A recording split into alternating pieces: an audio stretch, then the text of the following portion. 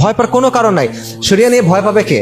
শরিয়া নিয়ে ভয় পাবে কওমে লুতের মতো লোকরা, যারা নবীকে এসে বলছিল যে তোমরা তো পবিত্র থাকতে চাও, তোমরা বের হয়ে যাও, মানে যারা পবিত্র থাকতে চায় না। শরিয়া নিয়ে ভয় পাবে ওই লোকটা যে মদ খেয়ে মুখে মদের গন্ধ নিয়ে রাস্তায় বাইর হয়।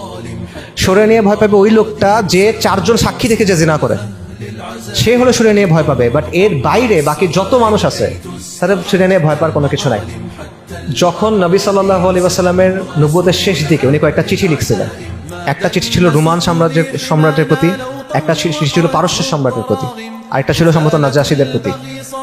পারস্যের হরমুজান যখন চিঠি পাইছিল, চিঠিতে বলা হয়েছিল যে মুহাম্মদ রাসূলুল্লাহর পক্ষ থেকে পারস্যের রাইসের প্রতি তোমরা ইসলাম গ্রহণ করো ইত্যাদি ইত্যাদি।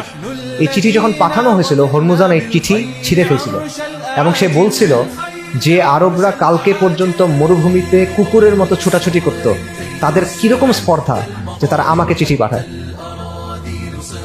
এই ঘটনার পর নবী সাল্লাল্লাহু আলাইহি ওয়াসাল্লাম হাসছিলেন এবং উনি বলছেন যে সে আমার চিঠি ছিঁড়ে ফেলছে, আল্লাহ তার সাম্রাজ্য ছিঁড়ে ফেলবেন।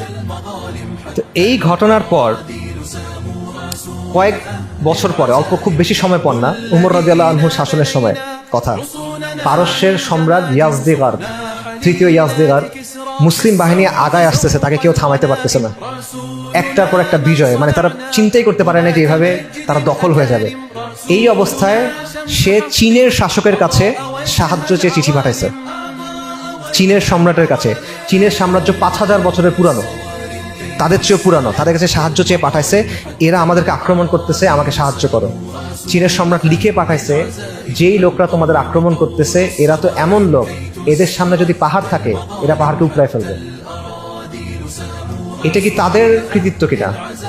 এটা তাদের কৃতিত্ব না, এটা ইসলামের সৌন্দর্য। এটা ইসলামের কারণে তাদের এই শক্তিটা তৈরি হয়েছে, শরিয়ার কারণে তাদের এই শক্তিটা তৈরি হয়েছে।